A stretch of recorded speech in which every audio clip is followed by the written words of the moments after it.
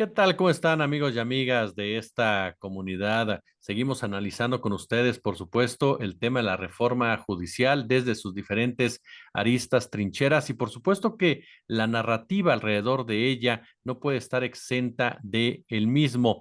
Yo quiero agradecerle de verdad muchísimo a una de las voces de las plumas que en lo personal considero necesarias en esta discusión y sobre todo de grandes aportaciones, una nueva generación de voces que sin duda alguna enriquece la discusión por todos lados, infaltable ya de aquí en adelante en este tipo de temas. Mi querida Vanessa Romero, ¿cómo estás?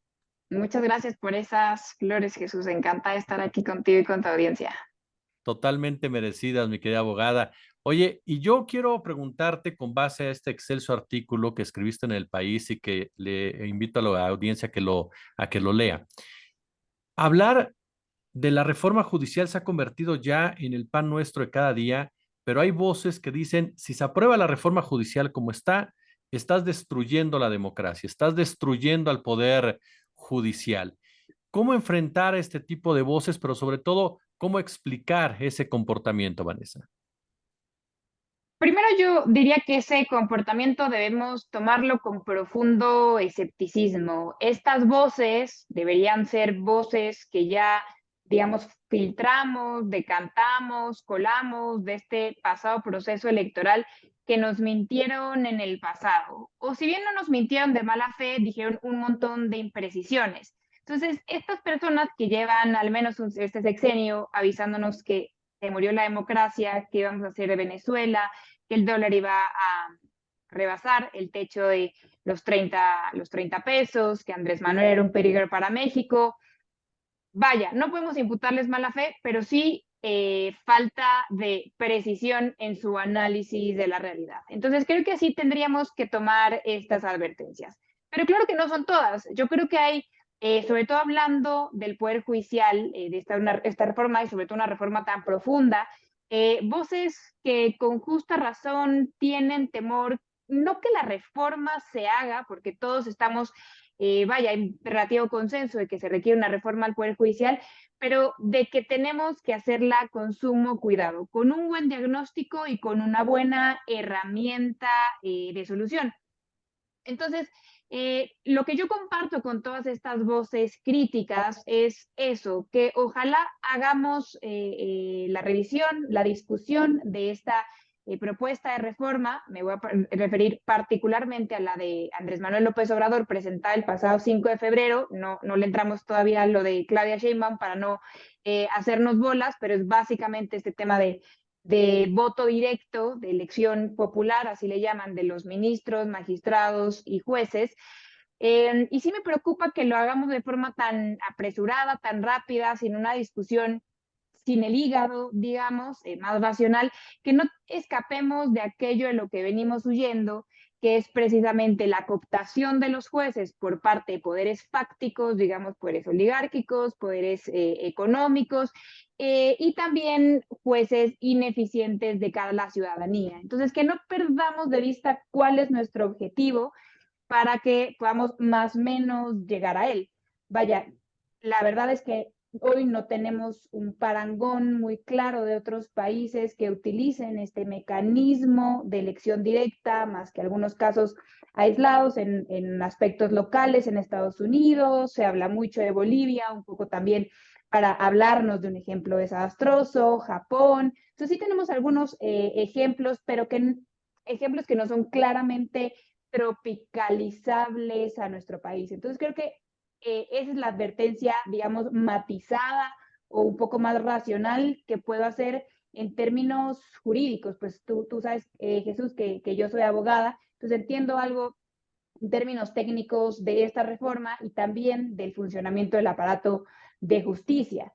También es cierto que estas grandes discusiones que se están abriendo, el Parlamento abierto, están mayormente convocando a barras de abogados, funcionarios del Poder Judicial de la Federación, jueces, personas que serán afectadas de forma directa por la reforma.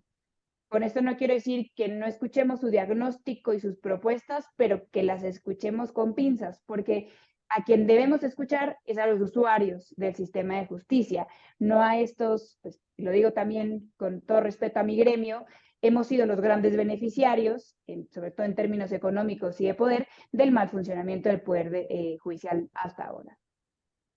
¿Qué tanto está pesando la política en esta discusión, Vanessa?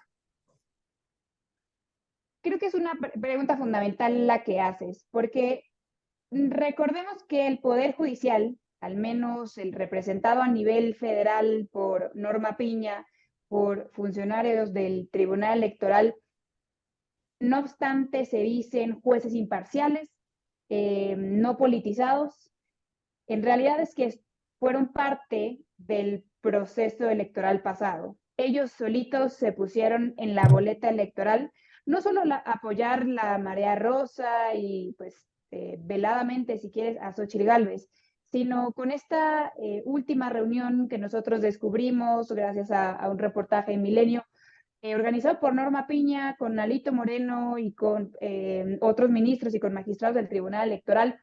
Entonces, creo que juega mucho la política en dos sentidos. En el sentido de que los jueces hacen política y es tiempo en de que dejemos de pensar algo distinto, porque también este es uno de los argumentos que se utilizan en contra de la reforma judicial, que los jueces van a estar politizados, como si los jueces los trajéramos de Marte y ellos no tuvieran una militancia, una preferencia, una afiliación.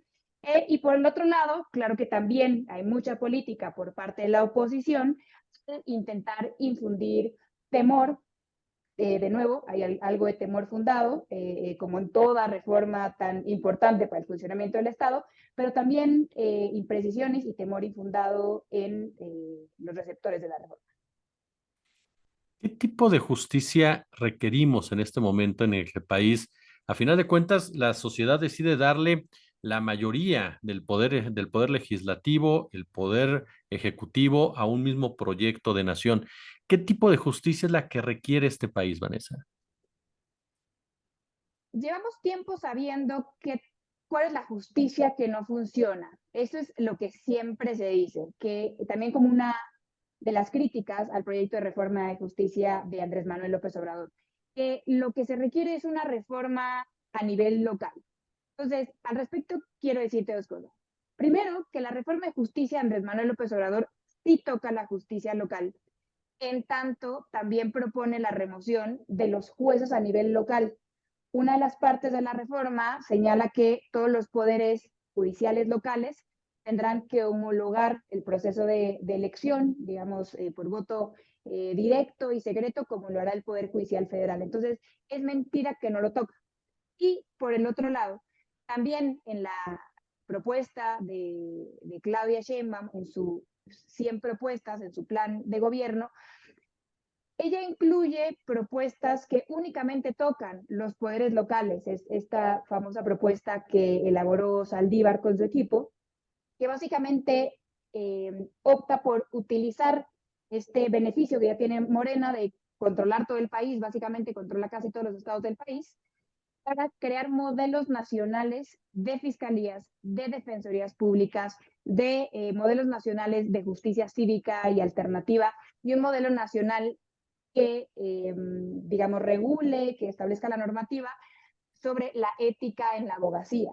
Entonces, para contestar finalmente tu pregunta con todos estos elementos, por lo que la gente votó, por lo que 35 millones de personas votaron, es por estos dos planes de justicia. Por uno que toca mayormente el Poder Judicial Federal, que es el de Andrés Manuel, pero que te digo, sí toca también partes locales, y todo este modelo nacional de coordinación de justicia, que es el que, mayormente percibe la gente, porque son los jueces locales los que entregan justicia a pues, nosotros los ciudadanos de a pie. Normalmente la justicia federal únicamente conoce de amparo y de otros procesos más complejos a los que, todo debe ser dicho, solo tiene acceso la gente con recursos económicos. ¿Quiénes son los poderes fácticos desde tu expertise que están jugando para boicotear de una u otra manera esta reforma judicial, para presionar que esta reforma judicial no vaya en el camino que hasta el momento la ha planteado por un lado el presidente Andrés Manuel López Obrador? Primer lugar, diría el propio Poder Judicial. Y claro, es es comprensible. Estaría esta reforma atacando directamente su fuente de empleo, la carrera profesional prevista por ellos.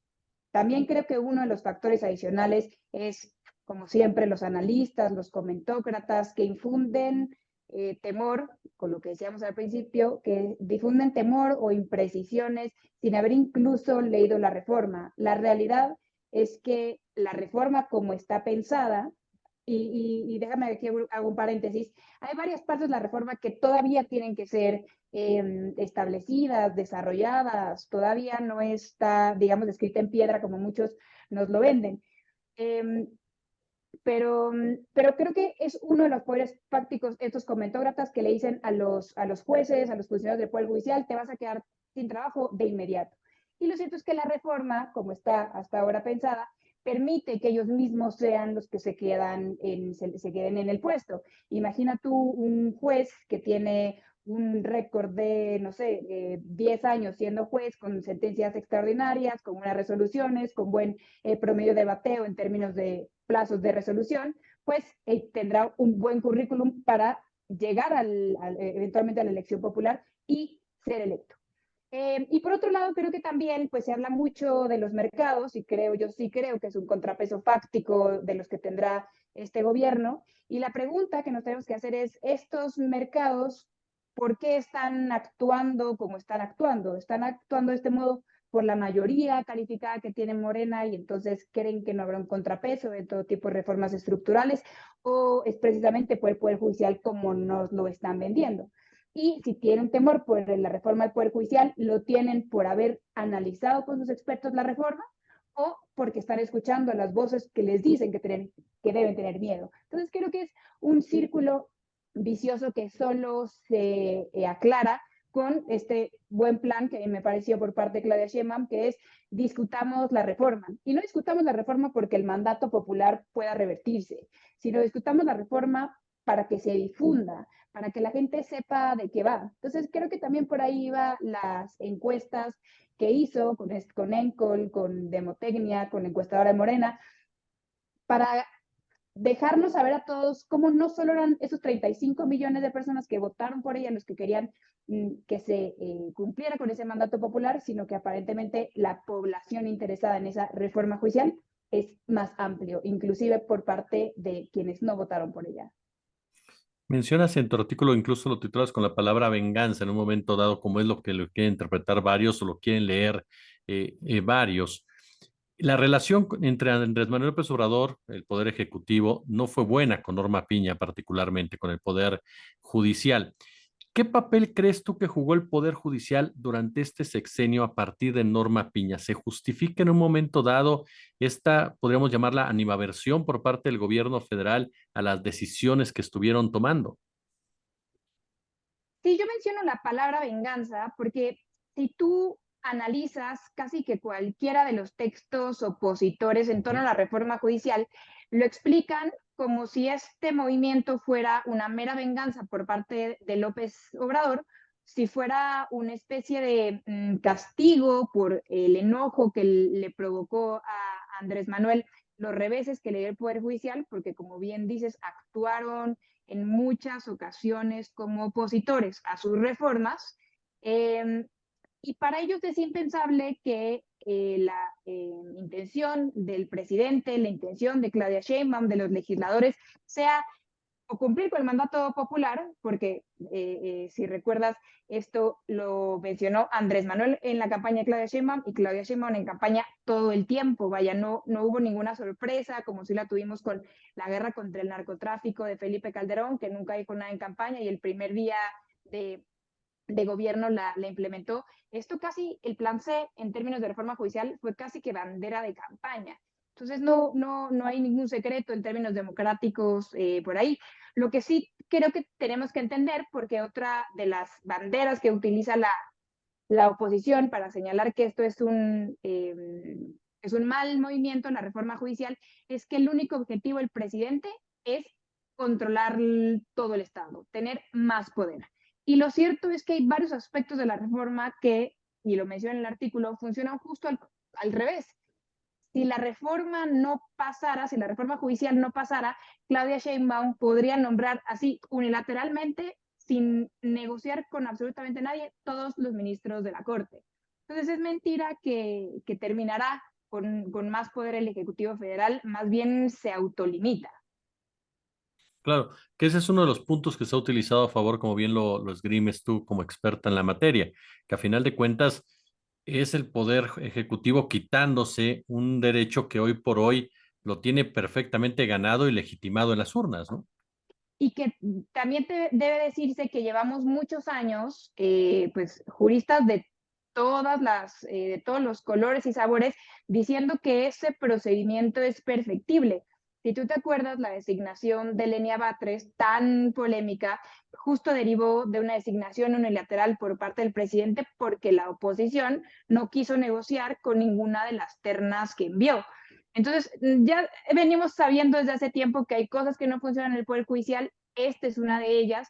Otra cosa, por ejemplo, es que la presidenta de la Suprema Corte de Justicia sea la misma titular del Consejo de la Judicatura Federal, porque pues es juez y parte como autoridad sancionadora, entonces tenemos una Suprema Corte absolutamente impune, y esto lo hemos reconocido como una anomalía estructural desde hace tiempo. Solo ahora no nos gusta la portada de la reforma judicial, ¿no? La portada del libro es elección directa y entonces desechamos todo lo demás que está dentro de la reforma.